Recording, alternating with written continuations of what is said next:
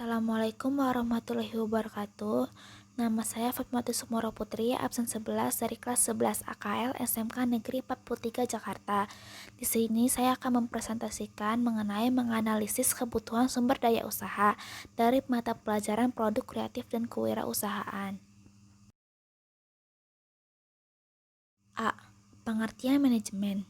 Manajemen adalah proses kegiatan dari seorang pimpinan yang harus dilakukan dengan mempergunakan cara-cara pemikiran yang ilmiah maupun praktis untuk mencapai tujuan yang sudah ditetapkan dengan melalui kerjasama orang-orang lain sebagai sumber tenaga kerja serta memanfaatkan sumber-sumber lainnya dan waktu yang telah tersedia dengan cara yang tepat. B. Alat-alat manajemen. Ilmu manajemen sebetulnya sama usianya dengan kehidupan manusia. Mengapa demikian? Karena pada dasarnya, manusia dalam kehidupan sehari-hari tidak bisa terlepas dari prinsip-prinsip manajemen. Dalam mengartikan dan mendefinisikan manajemen, ada berbagai ragam. Ada yang mengartikan dengan ketatalaksanaan, manajemen pengurusan, dan lain sebagainya. Manajemen merupakan koordinasi semua sumber daya melalui proses perencanaan, pengorganisasian, penetapan tenaga kerja, pengarahan, dan pengawasan untuk mencapai tujuan yang telah ditetapkan terlebih dahulu. Yang diatur adalah semua unsur-unsur manajemen yang terdiri dari man, money, methods, material, machine, and market. Disingkat dengan 6M, dan semua aktivitas yang ditimbulkannya dalam proses manajemen itu. 6 unsur manajemen terpenting dalam fungsi manajemen adalah yang pertama, ada man atau sumber daya manusia. Manusia yaitu orang yang menggerakkan dan melakukan aktivitas-aktivitas untuk mencapai tujuan organisasi termasuk juga mendayagunakan sumber daya lainnya. Manusia merupakan penggerak utama untuk menjalankan fungsi-fungsi manajemen.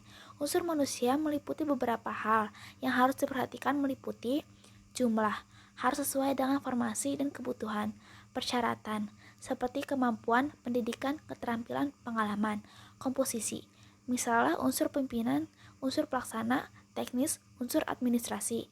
Yang kedua ada money atau uang. Uang adalah faktor yang amat penting, bahkan menentukan di dalam setiap proses pencapaian tujuan tentulah tidak dapat disangka lagi. Setiap program, setiap kegiatan atau rutin maupun proyek, besar maupun kecil, semua itu tidak akan terlaksana tanpa adanya penyedia uang atau biaya yang cukup. Oleh karena itu, uang merupakan alat yang penting untuk mencapai tujuan karena segala sesuatu harus diperhitungkan secara rasional. Hal ini akan berhubungan dengan beberapa uang yang harus disediakan untuk membiayai gaji tenaga kerja, alat-alat yang dibutuhkan dan harus dibeli serta beberapa hasil yang akan dicapai dari suatu organisasi. Yang ketiga ada materials atau materi. Materi terdiri dari bahan setengah jadi atau raw material dan bahan jadi. Dalam dunia usaha, untuk mencapai hasil yang lebih baik, selain manusia yang ahli dalam bidangnya, juga harus dapat menggunakan bahan atau materi-materi sebagai salah satu sarana. Sebab materi dan manusia tidak dapat dipisahkan. Tanpa materi, tidak akan tercapai hasil yang dikehendaki. Yang keempat ada mesin atau mesin. Mesin atau mesin digunakan untuk memberi kemudahan atau menghasilkan keuntungan yang lebih besar serta menciptakan efisiensi kerja. Mesin atau mesin digunakan untuk memberi kemudahan atau menghasilkan keuntungan yang lebih besar serta menciptakan efisiensi kerja.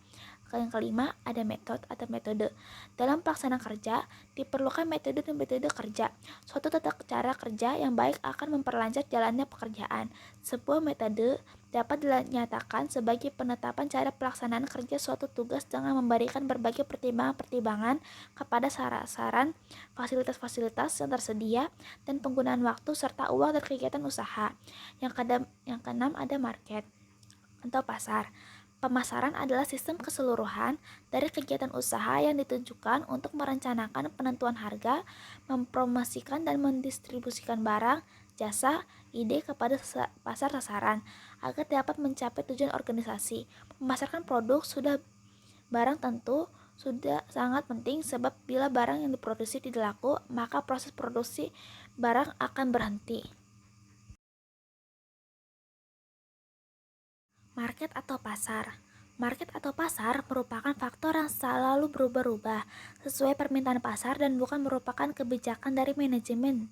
Demikian pula dengan metode atau tata kerja yang merupakan pola cara bagaimana kegiatan dan kerjasama tersebut harus dilaksanakan sehingga tujuan dari organisasi dapat tercapai secara efektif dan efisien. Pengertian pemasaran dan baurannya atau marketing mix dalam bisnis. Pemasaran adalah suatu total kegiatan perusahaan yang sistematis untuk menyusun dan merencanakan strategi, menentukan harga, melakukan promosi, hingga mendistribusikan produk, barang atau jasa kepada masyarakat guna memenuhi kebutuhan. Kepuasan juga mencapai tujuan pasar perusahaan. Pemasaran yang berhasil adalah dengan terciptanya hubungan jangka panjang serta keterikatan antara perusahaan dan konsumen atau publik. Bauran pemasaran disebut juga dengan istilah marketing mix, adalah pengertian dari pemasaran itu sendiri atau ruang lingkupnya. Apapun menyangkut produk, barang, dan jasa, pasar dan pemasaran dalam pembahasannya. Kebanyakan menjual produk dan jasa mengistilahkan dengan pemasaran, sesungguhnya antara menjual dan memasarkan sangat berbeda baik itu pengertian, makna maupun ruang lingkupnya. Definisi manajemen pemasaran. Manajemen pemasaran dalam suatu perusahaan memegang peranan yang sangat penting. Aktivitas pemasaran harus berjalan sesuai dengan perencanaan yang sebelumnya setelah ditetapkan perusahaan. Agar aktivitas memasarkan dapat membantu perusahaan dalam mencapai tujuannya, maka aktivitas tersebut memerlukan manajemen yang tepat. Definisi bauran pemasaran atau kegiatan memasarkan.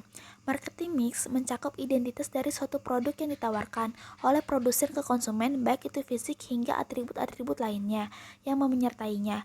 Bauran pemasaran atau marketing mix adalah kombinasi dari 4 kegiatan dalam mencapai tujuan memasarkan pada pasarannya. Selain daripada itu, bauran pemasaran juga merupakan alat yang digunakan perusahaan dalam melakukan fungsi pemasarannya dalam usahanya untuk meraih pangsa pasar dan tujuan memasarkannya.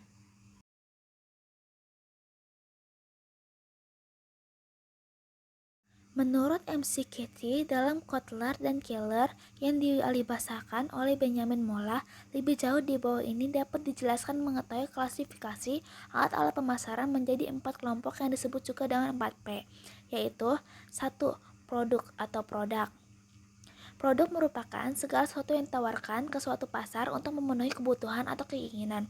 Produk yang ditawarkan meliputi barang fisik, jasa, kegiatan, pengalaman, orang, tempat, organisasi, dan ide. Jadi produk yang berupa manfaat tangible maupun intangible yang dapat memuaskan pelanggan. Harga atau price. Penentuan harga merupakan titik kritis yang dalam bauran pemasaran karena harga menentukan pendapat dari suatu usaha. Di samping itu, juga merupakan satu-satunya unsur bauran pemasaran yang merupakan penerimaan penjualan. Yang ketiga, tempat atau place. Untuk produk industri manufaktur, place diartikan sebagai saluran distribusi. Sedangkan untuk produk industri jasa, place diartikan sebagai tempat pelayanan jasa. Yang keempat, promosi atau promotion. Pada hakikatnya, promosi merupakan suatu aktivitas yang mengkomunikasikan keunggulan produk dan membujuk pelanggan sasaran untuk membelinya.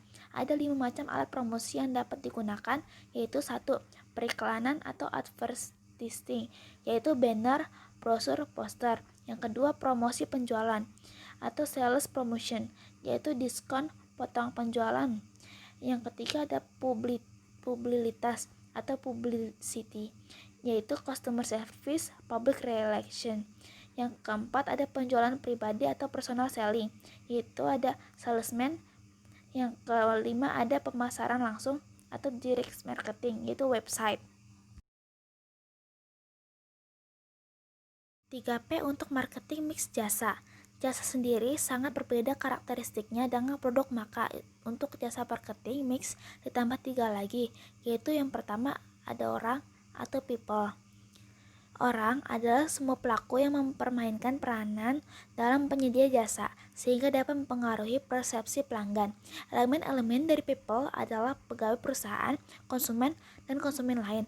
Dalam lingkungan jasa yang berfungsi sebagai penyedia jasa, sangat mempengaruhi kualitas jasa yang diberikan. Yang kedua, proses atau proses. Proses merupakan gabungan semua aktivitas umumnya terdiri atas prosedur jadwal pekerjaan, mekanisme, aktivitas, dan hal-hal rutin. Proses dapat dibedakan dalam dua cara, yaitu yang pertama, kompleksitas atau complexity, berhubungan dengan langkah-langkah dan tahapan proses. Yang kedua, keragaman atau divergence, yaitu berhubungan dengan adanya perubahan dalam langkah-langkah atau tahapan proses. Yang ketiga, bukti fisik atau psychical evidence. Psychical evidence atau bukti fisik adalah lingkungan tempat jasa disampaikan dan tempat penyedia jasa dengan konsumen berinteraksi. Elemen dari psychical evidence termasuk seluruh aspek fasilitas fisik dari organisasi jasa yang terdiri dari atribut eksterior dan interior serta hal berwujud lainnya. Layanan konsumen atau customer service. Layanan konsumen mengarah pada aktivitas pelayanan pratransaksi, saat transaksi, dan pasca transaksi. Kegiatan sebelum transaksi akan turut mempengaruhi kegiatan transaksi dan setelah transaksi. Tujuan dari aktivitas ini adalah agar konsumen memberi respon yang positif dan menunjukkan loyalitas yang tinggi. Di antara fungsi perusahaan terdiri dari operasi, keuangan, SDM, fungsi pemasaran lain yang bersinggungan secara langsung dengan masyarakat sebagai target pasarnya. Tujuan dari layanan yaitu 1. Meningkatkan penjualan atau selling. 2. Bangun kesadaran merek atau branding. 3. Menumbuhkan dan mengembangkan pangsa pasar atau expand market share. 4. Menciptakan dan meluncurkan produk atau layanan baru atau inovasi. Yang kelima, targetkan pelanggan baru. 6. Masukkan pasar baru secara internasional atau lokal. 7. Perbaiki hubungan stakeholder atau pihak-pihak yang berkepentingan dengan perusahaan. 8. Tingkatan hubungan pelanggan atau customer relationship.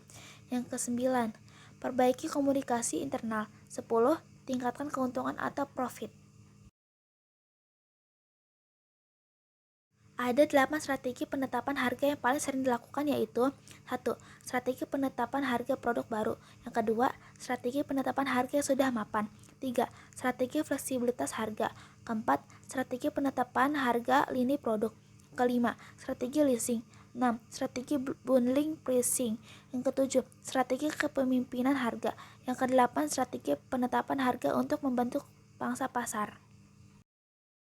Sekian presentasi dari saya, kurang lebihnya mohon maaf. Wassalamualaikum warahmatullahi wabarakatuh.